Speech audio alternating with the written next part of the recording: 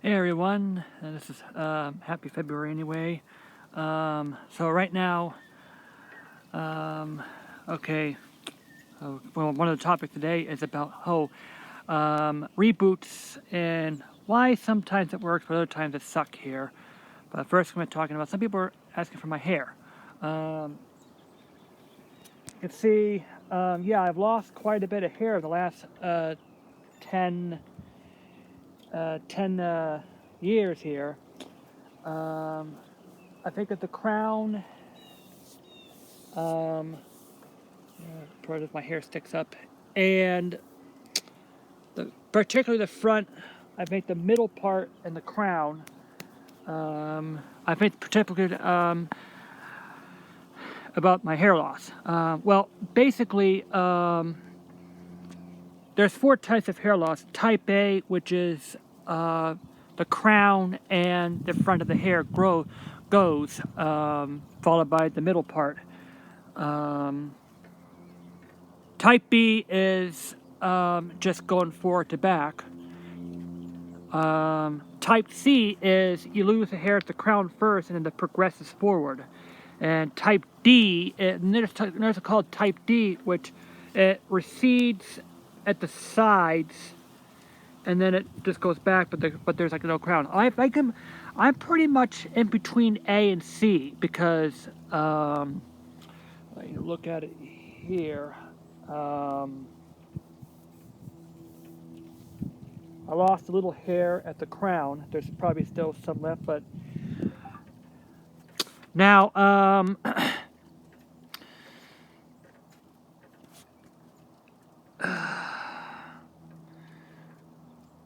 the thing of it, and now, how you lose hair anyway, this is called male pattern baldness, and what it is, like, for instance, on this top here, what areas where your hair is thinning out is because it's the root of the hair that's shrinking and moving upward towards the surface of the skin. And at first it causes each hair shaft to become thinner and thinner and shorter. And then it progresses to a point where the hair follicle root socket becomes too small to grow hair, and this is when the last time the hair grows out and it doesn't grow anymore. And that's how there's male pattern baldness. And I don't think it's really the health issue here per se, but it's mostly genetics. Although I'm having very resemblance to my grandfather. Actually, I'm balding earlier. My grandfather started balding when he was in his late 40s, and I'm not even in my, I started balding my earlier part of the YouTube. Like when I started YouTube, I started balding at the front, but I still had a fair amount of hair at the front part, and almost a full head of hair up until I was in the mid-20s.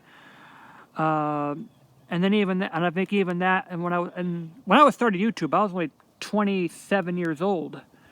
When I started here, and I'm now 40, and I've lost a lot of hair. And yeah, the reason being is that it's the root of the hair that's just becoming shallower and shallower towards the surface of the skin. The root of the hair in the shallow of the skin, and also shrinks down, and your hair gets thinner and thinner and thinner that way until it comes up to a point where it's just too small, too shallow to grow hair, and I think it's also it's where the blood capillaries cannot reach the follicle, which makes the hair grow, and so it's not really the capillaries. It's just that the hair follicle is becoming shorter and shorter. So I think it's mostly genetics there of why my hair bothered here. My grandfather, well, I'm not really genetically related to him. He was bald. Yeah, he didn't bald until later, equivalent to my age. So if I was equivalent to him, and I would not be balding until until maybe about 5 or 10 years from now. Then I started balding at that point. I don't know when Uncle Mike. I'm actually being more related to my uncle, which he also was balding at the crown, and he balded the crown and the front head first, and then towards the middle.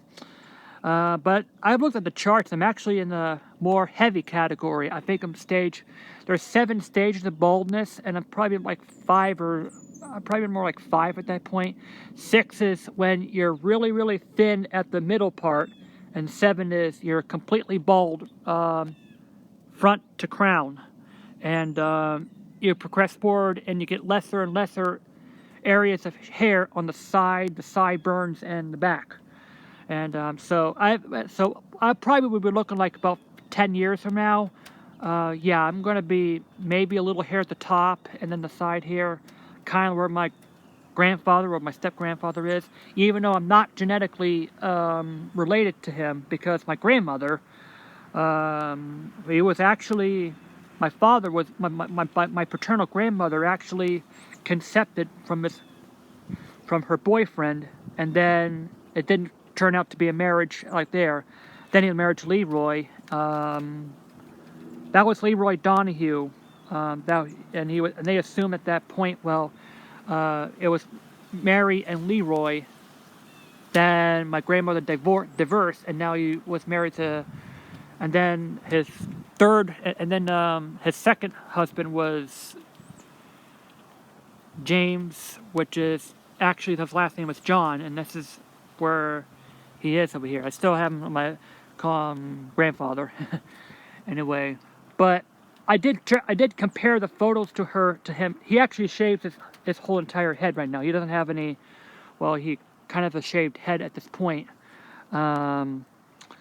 So this is my story of the hair, and yeah, I've lost a lot of hair in the last 13 years, and I have to say, this here is, I think, about 10 years from now. I don't think it's going to be there. I might just have, like, short hair, like, kind of looking like what my arm is like that here. Focus.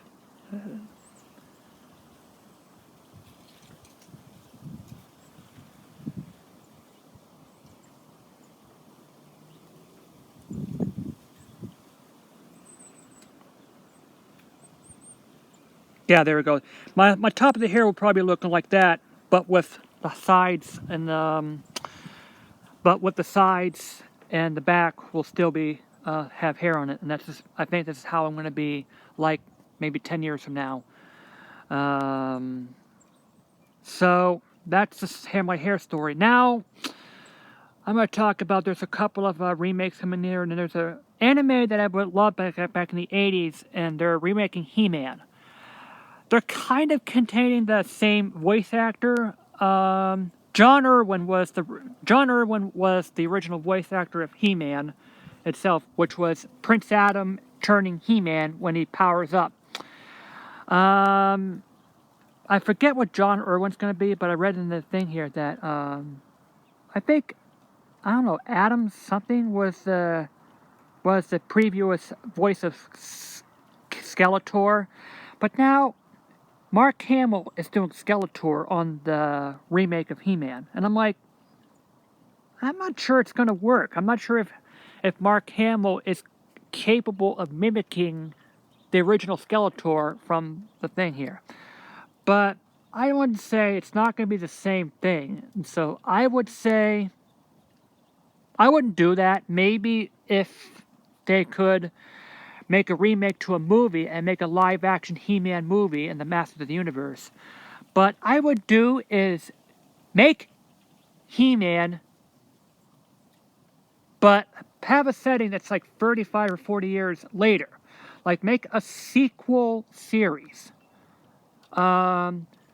where John Irwin can voice the older He-Man, because John Irwin is in his 80s. He's still alive, but he's in his 80s right now. When in the original He-Man back in 1983-85, he was in his 40s. He was in his I think his 40s, 50s. It's 2020. Yeah, he was in his 50s, and he's now 80 years old, and his vocal cords have changed. So I would have him voice He-Man again, but He-Man as a father, like make Prince Adam a new father of... Now, Prince Adam has a son. Make him the new He-Man. Have like the power, like his son inherited Prince Adam's power, and he'll be the new He-Man on the new series. I'm not sure about Oracle. I'm not sure. I didn't realize that the new voice of Oracle is alive. The Sorceress becomes maybe the new Queen. What about She-Ra? Maybe they could do the similar thing to him. I'm not sure if the women who was voice casting with She-Ra is still alive, but he'll maybe King and Queen, She-Ra and Prince Adam. Princess, I forget what this princess name is. I didn't watch She-Ra when I was a kid, but I believe that this is what they should do with He-Man. But I wouldn't think that they should go along and remake him. They did remake He-Man in the future. I'm not sure of him, but I heard that stunk. The other thing is Captain Planet. They had the Captain Planet. The original Captain Planet was great. I mean, I liked the cartoon. Yeah, some people didn't like it. I thought it was good. But the new adventures of Captain Planet, it stunk. I mean, they took off the shadows of the Planeteer's shadows. The colors were dull, and they took away the unique sound effects of the rings when the Planeteers cast their powers in the rings. They took away the sound effects there, and it was just blah.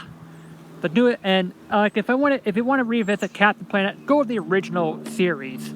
And the video games adaptations of Captain Planet, the NES and like this, the NES version was awful. The Genesis, not too great, but better than the NES version. That is what we have here. I'm not sure if they remade Conan the Adventurer. I don't think they did. I think it was wise not to do that once they've doing it here. But yeah, anyway, I think my thought of remakes, I think it should be, some things should be left alone, but I think remakes may be fine if it's done right and planned accordingly. Because I think but often remakes are often rushed. I think this was the case of He-Man and Captain Planet. So, that's what I have to say on this February, the second last weekend. Yes, Kimball Farm is opening 5 weeks from now.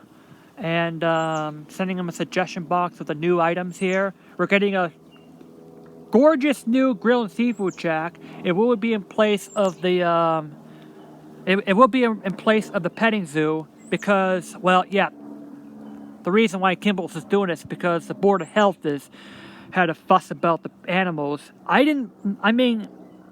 thought it was cool to have the animals there.